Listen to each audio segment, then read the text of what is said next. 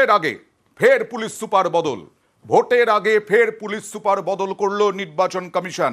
এবার সুন্দরবন জেলা police super সপ্তম দফার আগে এবার সুন্দরবন পুলিশ জেলার এসপি কে বদল কমিশনের। কথা বলবো প্রতিনিধি সোমরাজের সঙ্গে। কি খবর আছে সোমরাজ?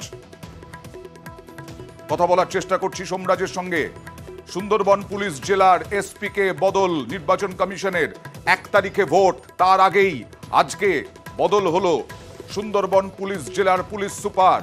এসপি কে বদল, মিনাখায় বদলি বসিরহাটের এসডিপিও কেও।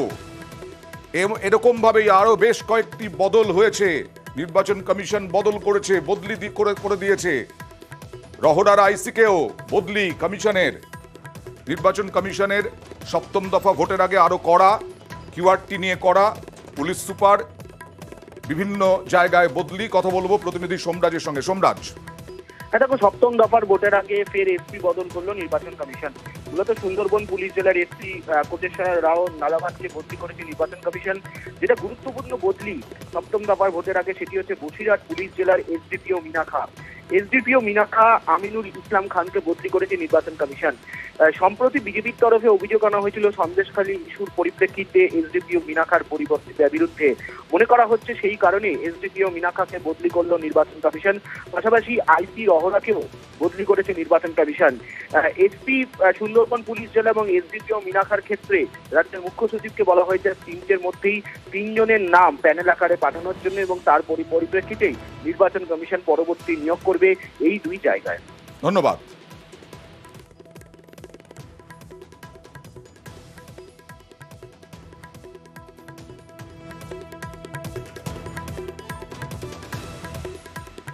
এবার পানিহাটিতে চলে যাব। পানিহাটির খবরে বিদ্যুৎস্পৃষ্ট হয়ে মৃত্যুর পরেও হুঁশ ফেরেনি প্রশাসনের। পানিহাটি দেখুন, দুর্ঘটনার পরেও হুঁশ ফেরেনি প্রশাসনের। পানিহাটিতে বিভিন্ন জায়গায় জমা জলে চালু মিটার বক্স। এরকম ভাবে জল জমে রয়েছে, কোথাও জলে পড়ে রয়েছে বিদ্যুতের তার, কোথাও ঝুলছে ছেঁড়া বিদ্যুতের তার। এটা হচ্ছে পানিহাটি পুরসভার এইচবি টাউন, সুখচর, রাজা রোড, বিটি রোড।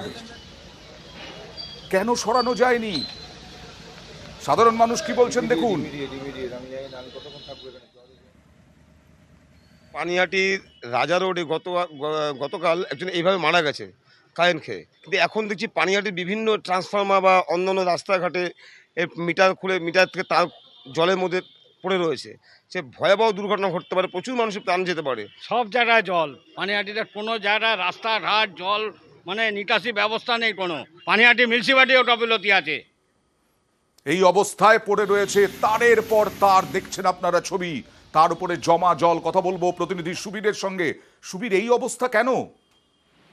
দেখো অয়নদা, একদম সেটাই। গতকাল বিদ্যুৎস্পৃষ্ট হয়ে পানিহাটিতে মৃত্যু হয় গোপাল বর্মন নামে বছর 47-এর এক ব্যক্তির, এবং তারপরেই পানিহাটি বিধানসভার বিভিন্ন এলাকায়, এসপি টাউন, সুখচর, রাজা রোড, বিভিন্ন এলাকায় যত্রতত্র কোথাও মিটার বক্স অন রয়েছে, কোথায় তার জলের মধ্যে পড়ে রয়েছে, এবং সেই জলের মধ্যে দিয়ে কিন্তু পারাপার করছেন, চলাচল করছেন এলাকার স্থানীয় বাসিন্দারা।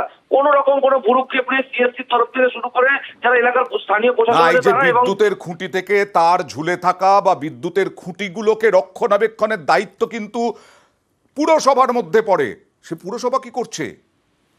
দেখো, পৌরসভার সাথে আমরা কথা বলেছি। পৌরসভা যেটা বলেছে যে তারা সিএসসির সঙ্গে কথা বলেছে, এবং সিএসসির তরফ থেকে তাদেরকে বলা হয়েছে যে সমস্ত জায়গায় এই ধরনের বিপজ্জনক অবস্থা রয়েছে তারা কিন্তু সেখান থেকে সেই জায়গাগুলো থেকে কিন্তু বিদ্যুৎ বিচ্ছিন্ন করে দেবে, এবং যতক্ষণ না পর্যন্ত সমাধান হয় ততক্ষণ পর্যন্ত এবার বিদ্যুৎ বিচ্ছিন্ন থাকবে।